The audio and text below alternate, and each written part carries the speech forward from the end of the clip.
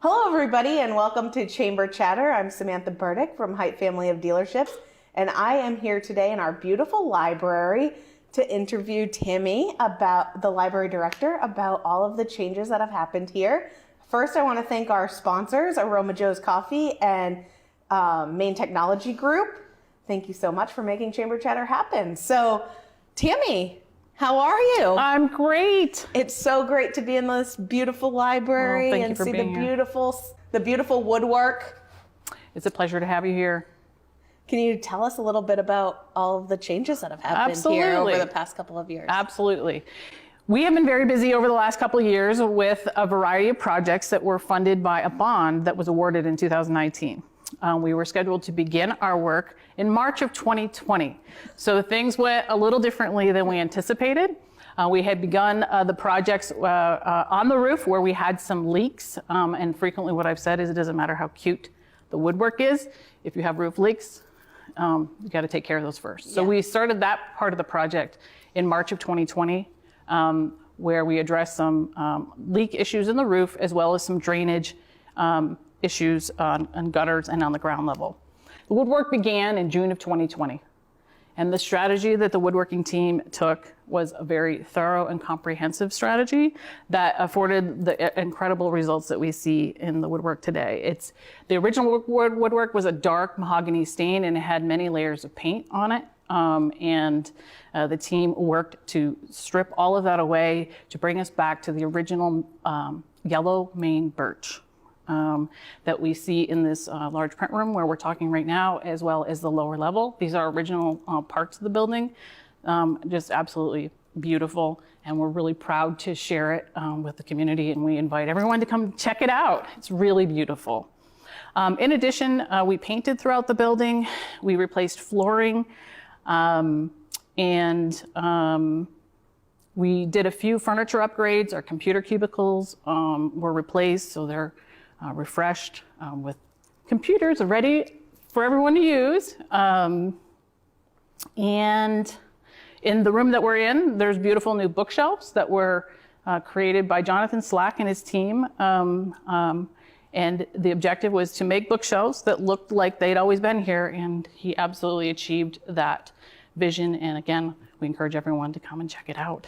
Yeah, absolutely. It's very beautiful to see in person. I've seen the pictures, of course, but seeing it in person definitely will blow you away. Yes. Another piece that we had completed was stripping the beautiful fireplace that's in the lower level, many layers of paint. So it's brought back to the original brick, and it is definitely something worth coming to check out. It's also very beautiful. Very nice. And can you talk a little bit about some library programming? Absolutely, my pleasure. So beginning in March of 23, we will see a resumption of Career Center services here at the library. The Career Center staff will be here on Monday afternoons on a drop-in basis. In addition, KVCAP is placing a resource navigator here on Tuesday afternoons by appointment, and the resource navigator can assist people in understanding what services and resources may be available in the community that could be of assistance on their life path. We will have the Maine Educational Opportunity Center will be returning to the library on a monthly basis come spring, and New Ventures Maine will be offering some workshops in the career development space on a monthly basis. In addition, we continue to run a robust series of children's programs on Friday mornings at 10:30 is rhyme time, and that's for babies, toddlers, and their caregivers. And our wonderful children's librarian, Liz, provides that program, and it's wonderful and delightful, and encourage everyone to come. Liz has just started a monthly family story time on the first Saturday of the month we'll have to look at the website for the time because I can't remember where we're sitting here. We had our first one this past Saturday. I think it's at 2. And we are looking to resume in-person craft afternoons in the children's department in March. And that's on Tuesday afternoons at 3, if my memory is serving me correctly. And we continue to offer kits on a monthly basis, art kits for adults and teens, tea kits. Typically, these are made available on Fridays. And we are expecting to continue to add to our programming schedule. I'm hoping that we'll be doing some book clubs, some knitting clubs, and things of that nature. Ooh, that's Yes. exciting. Yes. Now you're speaking my language. Great. I know. Liz does such a wonderful job in the children's. Yeah, she does. So I brought like my niece there before and done rhyme time, and it's so fun even as an adult Yes. to like shake the little She's maraca. awesome. Yes. It's really fun. We have Yes. such a great staff here. So We have it's a wonderful crew of incredibly kind and resourceful people. We love everyone here at the library. We do our very best to offer something to everyone. The library is very busy since we reopened. We still are running abbreviated hours. We anticipate adding to the hours over the weeks ahead. We need to do some additional hiring. Yep. That will help us return to more normative hours. And they are just wonderful people. And what I wanted to share that we're seeing all manners of uses of the library.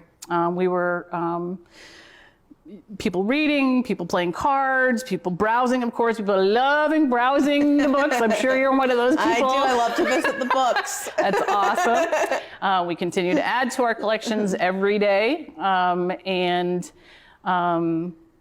What else? Oh, I wanted to talk a little bit about story walks. So Yeah. we have a story walk that's been running at the North Street, around near the North Street Playground. That has been up since, I think it's 2021. We are anticipating a story change out in the spring. So for those of you that may not know, a story walk is basically a picture book along a trail. It's a wonderful resource. Samantha's a great fan of them. And we're excited, and now put my Rotarian hat on, and Samantha's also Rotarian. The Rotary Clubs of Waterville have assisted and provided, through grants, funding for us to install a second story walk trail, and that will open this spring in April, and that is over on the George Mitchell Educare campus near the sports fields. So look out for that. It's going to be great. Yeah, that's going to be really great. Yeah. I'm so excited for that. Yeah. We've been working really hard on that for a long time. Indeed. So It'll be a that'll great be day. exciting.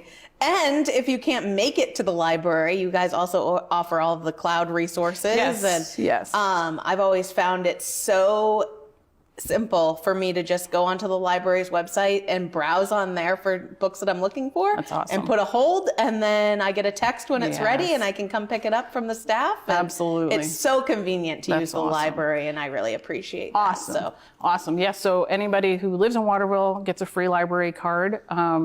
And if you're a taxpayer in Waterville, you can get a library card. And we also offer a non-resident card. And we have a number of non-residents members for a small fee. I love it. Yeah. And how can everybody stay up to date with what's going on at the library? Great. Well, the best way to stay up to date with what's going on at the library is to visit our website. It's watervillelibrary.org, or our Facebook page. We use both very heavily. We're also on Instagram and Twitter. Stay tuned. Lots of exciting things. I anticipate in the spring, actually, there's a program that people would want to know about.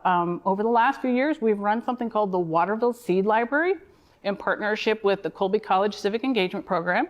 And we've been able to distribute 2,500 packets of garden seeds. And we anticipate launching that again in April. Be on the lookout in the spring and summer and fall. We work with partners and are often able to distribute tomatoes, eggplants, cucumbers through the Gleaner groups, partnerships. So you never know what you're going to find at the library. Some fresh cucumbers and a book. Yes, indeed. I love it. Oh, yeah. Well, great. thank you so much, Tammy, and thank you everybody for tuning in. Thank you. And thank you again to our sponsors, Aroma Joe's Coffee and Maine Technology Group. Thank you. See you at the library.